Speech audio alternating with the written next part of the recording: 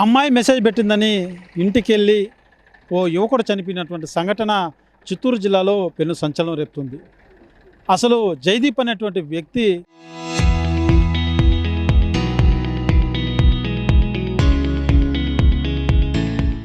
ఎందుకు ఆ అమ్మాయి ఇంటికి వెళ్ళాడు, వెళ్ళిన తర్వాత ఏం జరిగింది, అతనే మిద్ది మీద నుంచి దూకి చనిపోయాడా, లేకపోతే పారిపోయేందుకు ప్రయత్నించి చనిపోయాడా, లేకపోతే నిజంగానే ఆ అబ్బాయి తల్లిదండ్రులు ఆవేదన వ్యక్తం చేస్తున్నట్టుగా, అనుమానం వ్యక్తం చేస్తున్నట్టుగా ఆ అబ్బాయిని కొట్టి చంపారా? అసలు కుర్రప్పకి సంబంధించినటువంటి ఈ యువకుడు ఎలా దుర్మరణం చెందాడో పూర్తి స్థాయిలో ఈ కథనాన్ని మీకు అందించేటువంటి ప్రయత్నం చేస్తా. ప్రస్తుతం నేను చిత్తూరు జిల్లా బంగారుపాలెం సమీపంలో ఉన్నటువంటి కుర్రప్పపల్లిలో ఉన్నాను. ప్రధానంగా ఈ ఊరు గ్రామస్తుడే చనిపోయినటువంటి జయదీప్. ప్రధానంగా వారి ఇంటి వద్దకు మనం వచ్చాం. అసలు వీళ్ళు తెలియజేస్తున్నది ఒకటే, మా అబ్బాయి పైనుంచి పడలేదు, అక్కడ వాళ్ళు కొట్టి చంపారు అన్నది ప్రధానంగా వీళ్ళు ఆరోపిస్తున్నది, అనుమానం వ్యక్తం చేస్తున్నటువంటి పరిస్థితి. ప్రస్తుతం మనతో పాటు వాళ్ళ బ్రదర్స్, అదే రకంగా ఆ అబ్బాయి ఎవరైతే జయదీప్ ఆ ప్రాణాపాయ స్థితిలో ఉన్నప్పుడు కూడా ఇతను మాట్లాడినటువంటి ప్రత్యక్ష సాక్షి కూడా మనతో ఉన్నారు. చెప్పండి, ఆయన గాయాల పాలైనప్పుడు మీతో వెళ్ళినప్పుడు ఏం మాట్లాడాడు, ఏం చెప్పాడు? అసలు బంగారుపాలెం నుంచి మేము అతన్ని తీసుకెళ్ళినాం సార్ రాణిపేట హాస్పిటల్కు, సిఎంసికి. అప్పుడు వచ్చేసి ఏమే దండపల్లికి ఎందుకు పోయినావు, ఎట్లా ఏమంటే అక్కడ పోయి వాళ్ళ చేతిలో జిక్కి దెబ్బలు దండడం జరిగిందని స్పష్టంగా చెప్పాడు ఆ మాట అయితే. కానీ దాని వెనకాల ఎలా జరిగింది ఏమనేది మనకు దర్యాప్తు పోలీసు వారు చేయాల్సిందిగా కోరుకుంటున్నాము. అంటే ఏం చెప్పాడు? నన్ను కొట్టారని చెప్పాడు. కొట్టారు, వాళ్ళ చేతిలో చిక్కి దొరికిపోయాను, కొట్టారు. అసలు ఈ అబ్బాయి ఎందుకు వెళ్ళాడు అక్కడికి అది తెలియదు సార్. మున్రాజ్ అనే వాళ్ళ ఇంటికి వెళ్ళిండారు వీళ్ళు, వినీత్ ప్లస్ కళ్యాణ్ బంగారుపల్లి అబ్బాయి, ఇతను ముగ్గురు వెళ్ళిండారు. నైట్ బయలుదేరి ఎప్పుడో వెళ్ళిండారు, మనకు టైమింగ్ అంతా కూడా తెలియదు. వెళ్ళి మళ్ళీ ఇలా జరగడంతో మనకు ఇన్ఫర్మేషన్ రావడం వల్ల మనం ఆడ పోయేసి మళ్ళీ మాకు మార్నింగ్ 3:30 కాడ ఫోన్ వచ్చింది సార్. అప్పుడు లోకేష్ ఫోన్ చేశాడు, మామ ఇది విధంగా జయదీప్ ఎవడో బండిలో పడిపోయినాడంట, ఇది మరి హాస్పిటల్కి తీసుకొని పోవాలా రామమ్మ అని నాకు ఫోన్ చేశాడు. సరే నేను లేచి బండి తీసుకొని వెళ్ళి మళ్ళీ అక్కడ ఎవరున్నారు ఏమని కనుక్కొని వాళ్ళకి ఫోన్ చేసి కనుక్కొని పవను మేమంతా వెళ్ళి, బ్రదర్ అవుతాడు పవను, అందరూ వెళ్ళి ఫోన్ చేసి ఎక్కడ బాగున్నారు ఏమి అంటే, ఇది మరి పల్మనరీ హాస్పిటల్లో ఉన్నాము, అడ్మిట్ చేసినాము, కానీ ఇక్కడ కాదంటున్నారు, ఏమన్నా బయట తీసుకోమని చెప్తున్నారు అన్నారు. మళ్ళీ డాక్టర్ దగ్గర ఫోన్ ఇవ్వండి అని చెప్పి ఒకసారి మాట్లాడడం జరిగింది. నేను అక్కడ నుంచి ఏమో చెప్తే ఎక్కడ మంచి బెటర్గా ఉండే హాస్పిటల్లో చూపించండి అన్న అని చెప్పారు సారు. సరే ప్రైవేట్గా అంబులెన్స్ ఒకటి మాట్లాడి తీసుకొని రండి, ఇంకా గవర్నమెంట్ హాస్పిటల్లో సరే చూడరు అని చెప్పేసి నేను ప్రైవేట్గానే తిరిగి అన్న బయట పోదాము, తలకేదా దెబ్బ అంటున్నారు కదా అని చెప్పేసి రమ్మని చెప్తే వీళ్ళు బంగారుపల్లి వెంకటగిరి ఫ్లైఓవర్ దగ్గరికి వచ్చారు. అక్కడ నుంచి తను మేము తీసుకొని అట్లే రాణిపేట హాస్పిటల్కి పోయేటప్పుడు ఈ విధంగా దండపల్లికి వెళ్ళి అక్కడ వాళ్ళు కొట్టడం జరిగింది అని చెప్పాడు సార్. మీరు చెప్పిన ప్రధానంగా ఈ సంఘటన అన్నది 3వ తారీఖు జరిగింది. జయదీప్ ఎవరు ఒక అమ్మాయి మెసేజ్ పెడితే కుర్రపల్లికి వెళ్ళాడు. అక్కడికి వెళ్ళినాక అతను ఎవరైతే ఆ ఇంట్లో ఉన్నటువంటి అమ్మాయి సంబంధించినటువంటి తాత బయట రావడం, వీళ్ళిద్దరు పైన ఉన్నారనేసి వినికిడిని ఆయన వచ్చే చూసి పైనుంచి దూకేశాడు అన్నది ఆ గ్రామంలో వాళ్ళు చెప్తున్నటువంటి మాట. ప్రధాన మీ అనుమానం ఏంటి, అసలు ఏం జరిగింది? సార్ నా అనుమానం ఏమంటే సార్, ఈ సంఘటనలో అమ్మాయి వాళ్ళ నాన్న కూడా ఉన్నాడు సార్. ఆ అమ్మాయి 2 గంటలకి కరెక్ట్గా బుధవారం నైట్ 2 గంటలకి, అంటే బేస్తవారం ఎర్లీ 2 గంటలకి మా అన్నకి మెసేజెస్ అంతా కూడా చేసింది సార్. ఇలా మీ తమ్ముడు పడిపోయినాడు, రండి అన్న, రండి వచ్చి తొడుక్కోండి అని సోన్ అని మెసేజ్ కూడా చేసింది సార్ అమ్మాయి. దీన్ని బట్టి వాళ్ళ నాన్న కూడా అక్కడే ఉన్నారు సార్. వాళ్ళ తల్లిదండ్రులు కూడా దీంతో ఖచ్చితంగా కలగజేసుకున్నారు సార్. వీళ్ళంతా ప్లాన్ చేసి ఒక కుట్రలాగా చేశారు సార్. ఇప్పుడు వాళ్ళు ఏమంటారు, మిద్ది మీద మునిరాజా వచ్చి గవర్నమెంట్ హాస్పిటల్లో బండిలో పడిపోయినాడు అని రాపించినాడు సార్. ఫస్ట్ ఎయిడ్ చేసినప్పుడు ఆ ఊర్లో అడిగితే మిద్ది మీద నుంచి పడిపోయినారని చెప్తారు సార్. కానీ రాణిపేట సిఎంసికి మేము అడ్మిట్ చేసినాక మరుసటి రోజు మధ్యాహ్నం తర్వాత తెలిసింది సార్. ఆ డాక్టర్లు కూడా మిద్ది మీద నుంచి పడిపోయిండేది కాదు, ఇదేదో తీవ్రంగా కొట్టినట్లుంది అనేసి సిటీ స్కాన్ తీశారు. బాడీ మొత్తం స్కాన్ రిపోర్ట్స్ తీసిన తర్వాత డాక్టర్లు చెప్పినాక మాకు అయ్యో ఇలా అంతా జరిగిందని మళ్ళీ వీళ్ళని కనుక్కుంటే ఊరోళ్ళని ఇలా పడిపోయినారన్నారు సార్. మళ్ళీ మరుసటి రోజు మేము ఆ ఊరికి వెళ్ళడం జరిగింది సార్. మరుసటి రోజు ఆ ఊరికి వెళ్తే మిద్ది మీద వాళ్ళ మిద్ది కూడా కింద నుంచి పోవాలి సార్, సైడ్లో ఎక్కడ ఎక్కేదానికి మార్గమే లేదు సార్. కింద నుంచి ఎలా పైకి పోతే పైనుంచి అలానే దిగాలి సార్. ఒకవేళ పైనుంచి దూకేసినాడు కూడా మనం అనుకుందాం, పైనుంచి దూకేస్తే కూడా ఒక 2 feet 3 feet సైడ్కి దూకుతారు కానీ నేరుగా అక్కడే దూకడు సార్ ఎవరు. ఫస్ట్ అలా దూకేసింటే కూడా ఫస్ట్ కాళ్ళు ఇరిగిపోతాయి సార్, కాళ్ళు నడుము ఇరిగిపోతుంది. అంతేగాని తలకు దెబ్బ తగలం, చేతులు 2 విరిచేయడం, ఈ నడుం కాడ నుంచి కింద భాగం చిన్న దెబ్బ కొలేదు సార్. ఈ నడుం కాడ నుంచి పై భాగం ప్రతి ఒక్క పాటు దెబ్బే సార్. పైకి గాయాలు లేవు కానీ లోపల మొత్తం చిత్తగొడేసినారు సార్, వాళ్ళు ఫుల్ డ్యామేజ్ అయినారు సార్. రాడ్స్తో పాటు కొట్టి ఫుల్గా డ్యామేజ్ అయినారు సార్. 4 బర్రెంకులు కూడా పూసినాయి సార్. 4 మీ జయదీప్తో పాటు వినీత్, కళ్యాణ్ అనే వాళ్ళిద్దరు కూడా వెళ్ళారు. మరి వాళ్ళు ఎందుకు పరారయ్యారు? ఇప్పుడు వాళ్ళు పోలీసులు ఇంకా ఎంక్వైరీ చేస్తున్నట్టుగా పోలీసులు తెలియజేశారు. వాళ్ళిద్దరు పరిస్థితి అంటే మీ అన్న అవుతారు కదా జయదీప్, మీ అన్నకి ఏం సంబంధం? అంటే వీళ్ళిద్దరు ఏమయ్యారు? వీళ్ళిద్దరు పాత్ర ఏంటి అసలు? సార్ ఇప్పుడు వినీత్ అనే అతను వచ్చి ఇక్కడే మా పక్కిలే సార్, ఆయన మా రిలేటివ్సే, సేమ్ మా క్యాస్టే సార్. జయదీప్ వచ్చి ఆ వినీత్తో ఎక్కువ క్లోజ్ మూవ్ ఉంటాడు సార్. అతనితో కలిసి బంగారపాలెం వెళ్ళడం కానీ, సినిమాకి వెళ్ళడం కానీ ఫుల్ క్లోజ్ మూవ్ అతనితో ఉంటాడు సార్. వాళ్ళిద్దరూ ఆ రోజు నైట్ ఇక్కడ 9 గంటలకి మా ఇంటి దగ్గర నుంచి వెళ్ళారు సార్. తగ్గువారపల్లికి వెళ్ళాలి మేము అనేసి వినీత్, జయదీప్ ఇద్దరు వెళ్ళడం జరిగింది సార్. మళ్ళీ అక్కడ పోయి కళ్యాణ్ కూడా వాళ్ళతో ఉండి మళ్ళీ 1 గంట సమయంలో అక్కడికి వెళ్ళినారు సార్. మళ్ళీ కూడా కళ్యాణ్ వచ్చి ఇలా ఆడ ఏం జరిగిందో సోన్ అని చెప్పినాడు సార్. అది పోలీస్ స్టేషన్లో కూడా చెప్పినారు సార్. ఏమని చెప్పారంటే, మేము అక్కడికి వెళ్ళామన్నా, అక్కడ మేము నైట్ 1 గంట పైన అక్కడ వెళ్ళాము. ఆయన వచ్చి ఆ అమ్మాయి వాళ్ళ ఇంటికి వెళ్ళాడు, లింగప్ప గారి వాళ్ళ ఇంటికి వెళ్ళాడు అమ్మాయి దగ్గరికి. మేము ఎక్కడ ఉన్నామో సౌండ్స్ వచ్చినాయి, లేచి చూస్తే ఎవరు లేరు. మళ్ళీ ఒక 5 నిమిషాలకి ఆయన్ని కింద బండ్లకి పండబెట్టేసినారు ఆయన్ని. మళ్ళీ ఆయన మునిరాజా వచ్చి మీరు రావద్దు, మేము ఆటికి లేసేసినాము, లేచి ఆయన అంతా లేపి ఇది ఎట్లా ఏమనే లోక ఆయన వచ్చి మీరు రావద్దండి, మా ఊరు చాలా స్ట్రిక్టు, మిమ్మల్ని కడేసేస్తారు, మీరు రావద్దండి అని చెప్పినారు. ఇప్పుడు ఎవరన్నా కానీ మిద్ది మీద నుంచి పడిపోతే ఎవరు కూడా మిమ్మల్ని కడేసేస్తారు అనే మాటే మాట్లాడరు. రండి ఏమి ఎట్లా ఏమని కనుక్కోవడం కానీ. కళ్యాణ్ వినీత్ని ఆ మాట అన్నారు. అది కూడా మాకు కళ్యాణ్ చెప్పేశాడు, ఇలా అయిందని మాతో చెప్పినాడు. స్టేషన్లో కూడా అదే చెప్పినాడు. వినీత్ వచ్చి మాకుతో నోరే తెరలేదు, స్టేషన్లో కూడా ఏం చెప్పలేదు. పోలీసులు కూడా దీని మీద కఠినంగా విచారించలేదు. ఇప్పుడు జయదీప్కి మద్యం సేవించే అలవాటు ఉందా? ఇప్పుడు ప్రధానంగా దీంతో వినబడుతున్నది ఏంటంటే మద్యం సేవించున్నాడని, ఆ అమ్మాయి కోసం వచ్చి ఎక్కడ వాళ్ళకి దొరికిపోతామనేసి ఆ మద్యం మత్తులు ఎలాగైనా తప్పించుకోవాలని చెప్పి మిద్దె ఎక్కడం, అక్కడి నుంచి దూకేసినాడు అనేది అక్కడ వాళ్ళు చెప్తున్నటువంటి వర్షం. దీంతో ఎంతవరకు వస్తుంది? జయదీప్ అయితే అలా అలవాట్లు అంటూ కూడా ఏం లేదు. అతను జాబ్ కూడా సాఫ్ట్వేర్ ఇంజనీర్ చేసేది అతను. ఒకవేళ ఈ వినీత్ ఏమన్నా ఇచ్చేసి అతన్ని మైండ్ మ్యానిపులేట్ చేసి ఏమన్నా చేసి తోడుకు వెళ్ళిపోయాడు అనేది మనకు తెలియదు. అది కూడా మనము పోలీస్ వారికి ఇన్ఫార్మ్ చేయడం జరిగింది. వాళ్ళు విచారణ చేస్తే కూడా పోయిన వాళ్ళని అడిగితే కదా మనకు కూడా తెలుస్తుంది. మనమేం కూడా వెళ్ళలేదు. మనం ఎవరు పోలీసు వీళ్ళని పూర్తిస్థాయి విచారించి మీకేం సమాచారం ఇవ్వలేదా? మాకు ఇంతవరకు మేము కేసు ఇచ్చాము కానీ మాకు ఇంతవరకు ఇలా చేశారు ఇలా అని ఇంతవరకు ఏమి సమాచారం కూడా మాకు చెప్పలేదు. కంప్లైంట్ ఎప్పుడు చేశారు? మేము కంప్లైంట్ వచ్చి శనివారం చేసినాం, 7వ తారీఖు చేసాం. అంటే 3వ తారీఖు జరిగితే మీరెందుకు, అంటే ఆ అబ్బాయి కొంచెం స్పృహలో ఉన్నప్పుడు జరిగిన విషయాలన్నీ మీతో చెప్పలేదా? మీరు ఎందుకు అప్పుడే కంప్లైంట్ ఇవ్వలేదు?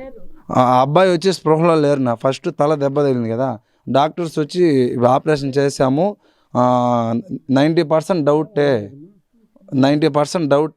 స్పృహలోకి వచ్చి 1 డే పడుతుంది స్పృహలోకి రానన్నారు. సరే స్పృహలోకి వచ్చేదాకా 1 డే పడుతుంది అని మేము ఆ టెన్షన్లో కొంచెం వెయిట్ చేసాం. మళ్ళీ ఈ బాడీ మొత్తం వాళ్ళు స్కాన్ రిపోర్ట్స్ తీసి ఈ స్కాన్ రిపోర్ట్స్ అన్నీ తీసి మళ్ళీ వాళ్ళు చెప్పినాకే మనకు తెలిసింది ఇన్ని పార్ట్స్ అంతా డ్యామేజ్ అయిందని. మళ్ళీ మనం ఆ ఊరికి వెళ్తే అక్కడున్న రక్తపు మరకలు ఆ మిద్ది మీద అవంతా చూసి మాకు అనుమానం అయ్యి మళ్ళీ కేసు ఇవ్వడం జరిగింది. చూస్తాం ప్రధానంగా అయితే జయదీప్తి మాత్రం ఖచ్చితంగా తను దూకినటువంటి పరిస్థితి కాదు, అక్కడ ఉన్నటువంటి వారే ఏదో చేశారన్నది వీళ్ళ అనుమానం వ్యక్తం చేస్తున్నటువంటి పరిస్థితి. ప్రధానంగా జయదీప్తో పాటు వెళ్ళినటువంటి వినీత్ కావచ్చు, కళ్యాణ్ కావచ్చు, వాళ్ళిద్దరిని కూడా పూర్తి స్థాయిలో పోలీసులు ఎంక్వైరీ చేయలేదన్నది కూడా ప్రధానంగా వీళ్ళు ఆరోపిస్తున్నటువంటి పరిస్థితి. వాళ్ళ ఇంటి వద్ద మనం ఉన్నాం, వాళ్ళు చూస్తాం. వాళ్ళ నాన్న కూడా జయదీప్ వాళ్ళ నాన్న కూడా డయాలసిస్ పేషెంట్ అయినా అసలు వాళ్ళు ఎవరు కూడా వాళ్ళ తల్లిదండ్రులు అయితే మాట్లాడేటువంటి పరిస్థితుల్లో లేరు. చాలా దేన స్థితిలో ఉన్నారని చెప్పాలి. కన్నీటి పర్వతం అవుతున్నటువంటి పరిస్థితి. మా అబ్బాయి ఇలా ఏదేదో చెప్తున్నారు, తాగారని, లేకపోతే అనేక మాటలు చెప్తున్నారు. ఇలాంటి వాళ్ళు ఏవి కూడా మా అబ్బాయికి అలవాటు లేదంటూ కూడా వాళ్ళ తల్లిదండ్రులు చెప్తున్నటువంటి. ఏమ్మా ఏంటి మీ అబ్బాయి మీద తాగేసి ఉన్నాడో లేకపోతే అమ్మాయి కోసం పోయి ఇలా జరిగింది అనేది వాళ్ళు చెప్తున్నటువంటి మాట. ఏం జరిగిందమ్మా? సార్ మాకైతే ఏమీ తెలియదు సార్. అమ్మాయి విషయంలో ఎట్లా పోయినారనేది మాకు ఊర్లోనే ఉన్నాము, ఎవరు కానీ ఇన్ఫామ్ చేయలేదు, మాకు తెలియలేదు సార్. తెలిసింటే మేము ఎందుకు సార్ పంపించింటాము, క్లోజ్గా ఉండి అబ్బంతో పోతా ఉన్నాడు కదా అనేసి మేము గమ్మున ఉండాము సార్, ఏమీ మాట్లాడకుండా. ఆ నైట్కే ఇట్లా జరిగి తెల్లారితో మళ్ళీ తెలిసింది సార్ మాకు, ఇట్లా అమ్మాయి కోసం పోయినారు, ఇట్లా పోయి ఇట్లా అయిండేది అనే రక్తపు మరపలు. వీళ్ళు 3వ రోజు మేము హాస్పిటల్లో ఉంటే 3వ రోజు పోయి మెట్లు పైన మిద్ది పైన ఉంది, ఇది వీళ్ళు ప్లాన్ చేసి అని మళ్ళీ ఆ తర్వాత తెలిసింది సార్ మాకు. అంతవరకు మా అబ్బాయి ప్రేమిస్తూ ఉండే కథ కూడా మాకు తెలియదు సార్. వాళ్ళ తల్లిదండ్రులు మా వాళ్ళే ఊర్లోనే ఉన్నారు సార్. ఒక్కరికి కానీ పెద్ద మనుషులకు కానీ వాళ్ళ తల్లిదండ్రులతో కానీ మీకేమైనా గొడవలు కానీ ఇలాంటివి ఏమీ లేవు సార్. ఎప్పుడు కానీ గొడవలు అంటూ లేదు సార్.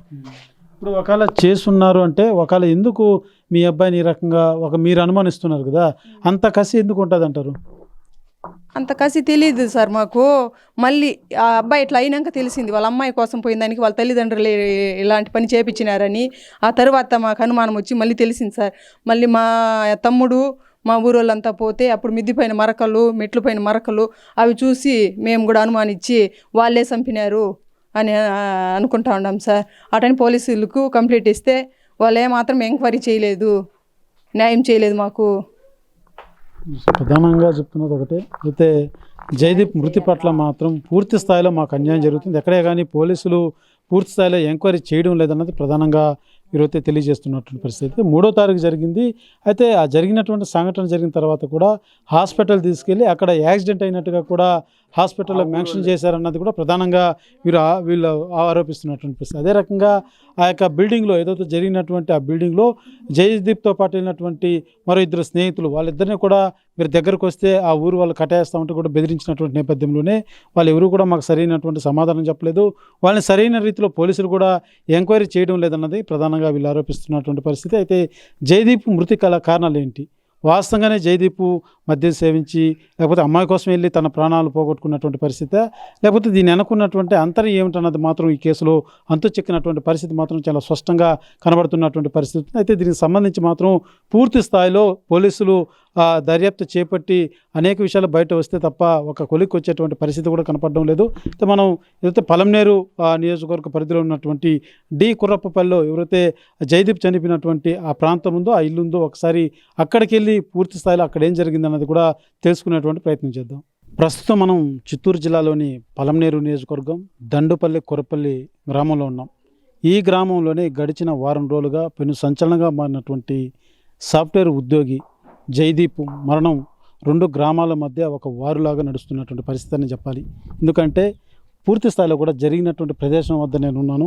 జరిగినటువంటిది ప్రతిదీ కూడా పిన్ టు పిన్ను మీకు గ్రౌండ్ లెవెల్లో పూర్తి స్థాయిలో కూడా వివరించేటువంటి ప్రయత్నం అయితే చేస్తా. మనం చూస్తున్నది ఈ బిల్డింగ్ పైనుంచి ఎవరైతే జయదీప్ అనేటువంటి యువకుడు నైట్ టైం ఒక అమ్మాయి మెసేజ్ పెట్టడంతో ఇక్కడికి రావడం జరిగింది. వచ్చిన తర్వాత అతను పైనుంచి పడిపోయాడని, లేదు వాళ్ళే చంపేశారని ఆ అబ్బాయి సంబంధించినటువంటి వారు ఆరోపించడం. ఈ రెండు వర్గాలుగా కూడా లేదు మేము చేయలేదని ఒక వర్గం, లేదు మీరే చేశారంటే మరో వర్గం తీవ్ర విమర్శలతో చేసుకుంటున్నటువంటి పరిస్థితి ఉంది. ఈ నేపథ్యంలోనే ఈ కేసు అనేది కూడా చిత్తూరు జిల్లాలో పెను సంచలనంగా మారింది. మనం చూస్తున్న ఏదైతే జయదీప్ పూర్తి స్థాయిలో ఇక్కడ పడి ఆ బ్లడ్ మార్కులు కూడా బాగా కనబడుతున్నటువంటి పరిస్థితి. అసలు వాస్తవానికి ఏం జరిగింది?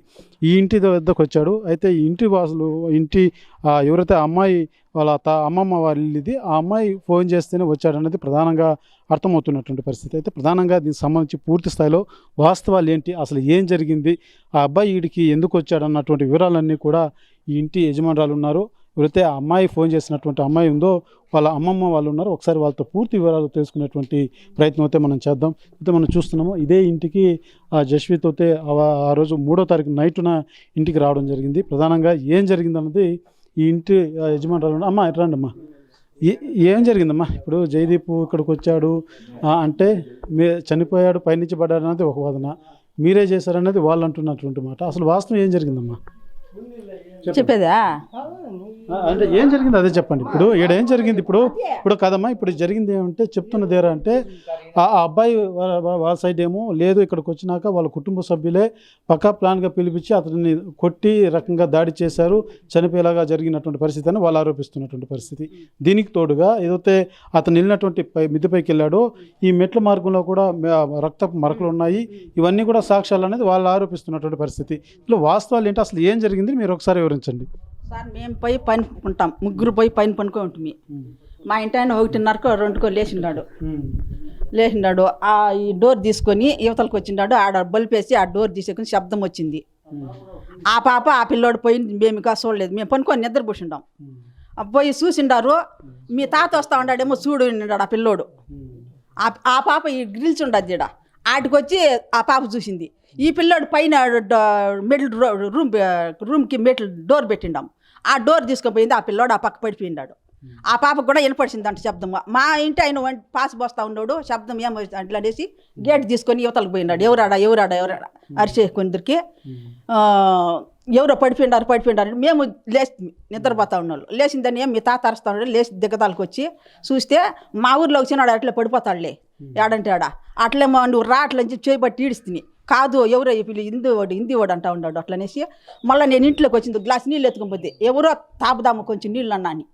నాకు అడిగి పోయా కూడా నాకు కాళ్ళు చేతులు ఆడలేదు. నేను ఇంట్లో వచ్చిందని ఏడో కూర్చునేస్తుంది సార్. కూర్చునేస్తే మళ్ళీ అరిసే కొందరికి ఇంటి చుట్టూ పక్కల ఉండే వాళ్ళంతా మిద్దెల మీద పనుకో ఉంటారు కదా ఉడిక్కే, వాళ్ళంతా లేచి వచ్చి ఎవరో పనుకో ఉండారు, పడిపోయిండారు. అట్లా అనేసి అట్లే బండ పైన పడిండాడు, అట్లే ఉన్నాడు. అయితే ప్రధానంగా అమ్మ ఎవరైతే మనమరాలు ఉందో ఆ అమ్మాయి మెసేజ్ పెడితే అతను అబ్బాయి ఏడుకు వచ్చాడు అన్నది ప్రధానంగా వినపడుతున్నటువంటి మాట. అందులో ఏంటి వాస్తవం మీకైనా తెలుసా ఏంటి? అవంతా తెలుసు సార్, అవంతా మాకు తెలుసు సార్. ఆ పాపం పుణ్యం దేవునికే తెల్లారు కానీ మాకేం తెలుసు సార్. అట్లా అంతా కాలేజీలో చేర్చాకి వాళ్ళ అమ్మ నాయన తెచ్చాడు, వదిలేసిపోయి బుధవారం 2 గంటలకు వచ్చారు వాళ్ళు. మీరు అమ్మమ్మ అవుతారా? అమ్మమ్మ సార్, ఆ పాపకి అమ్మమ్మ. అంటే ఇదివరకు ఎప్పుడు కానీ అబ్బాయి ఇక్కడికి వచ్చింది కానీ అబ్బాయినే చూసిండ్లా సార్. మేము ఇంతవరకు చూసిండలేదు, మేము చూసే ఉండలే. వాళ్ళు ఎవరుని కూడా మాకు తెలియదు సార్. వాళ్ళ ఊర్లో ఏం జరిగిందేమో మాకు తెలీదు. వీటికి వచ్చినా కూడా ఆ పిల్లని నేను చూడలేదు, దగ్గరికే పోలేదు, వచ్చేసి. కేవలం ఈ పెద్ద ఇనికిడి ఇని అబ్బాయి దూకేటువంటి ప్రయత్నం చేశారు, దూకేసిండాడు సార్. మీరు చెప్పండి ఎవరు మీరు? అంటే అటు ఎంత టైం ఉంటుంది ఆ టైంలో ముతారుగా? 1:50 ఉంటుంది. నాకు ఒంటికొచ్చింది ఇక్కడ ఒంటికొచ్చింది.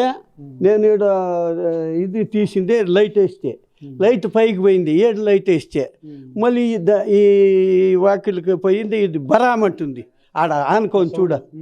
సౌండ్ వచ్చేసింది. సౌండ్ వచ్చి ఒంటికి పోస్తాం. అక్కడికి నాకేం తెలియదు. దమామని ఆడ దమామని కుక్కలు వరోనే ఏమి రాబ్బా అని చెప్పిందే పరిగెత్తిపోయి ఆ గేట్ కాడ చూస్తే వాడు ఎవడో మనిషి పడిండే.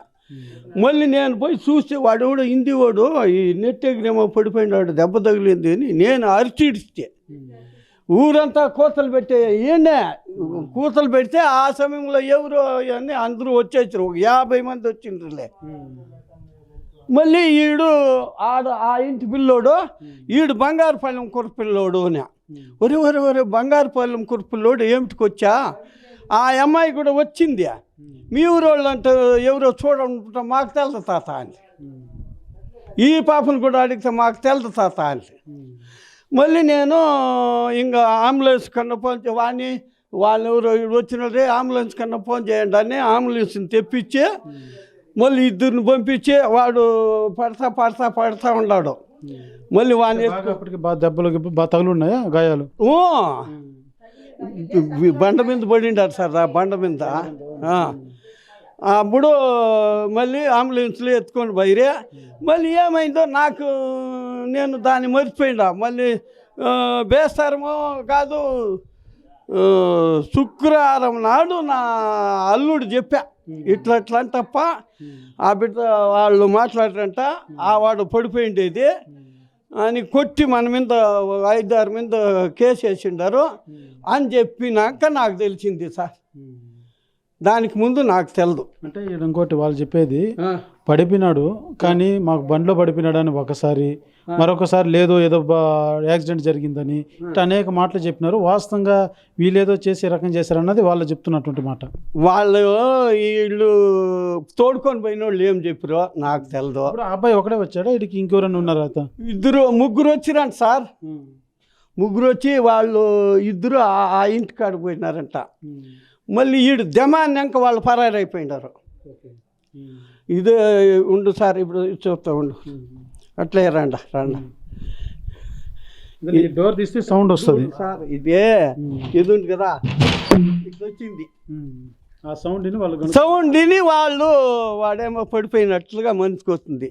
నేను ఈయన ఒంటికి పోతే అంతే సార్. మిగతా ఇంకా నాకేమీ తెలదు. వీళ్ళు కానీ అప్పుడు కానీ చెప్పింటే నేను పోలీసు వాళ్ళకి ఇన్ఫార్మ్ చేసేసిందో.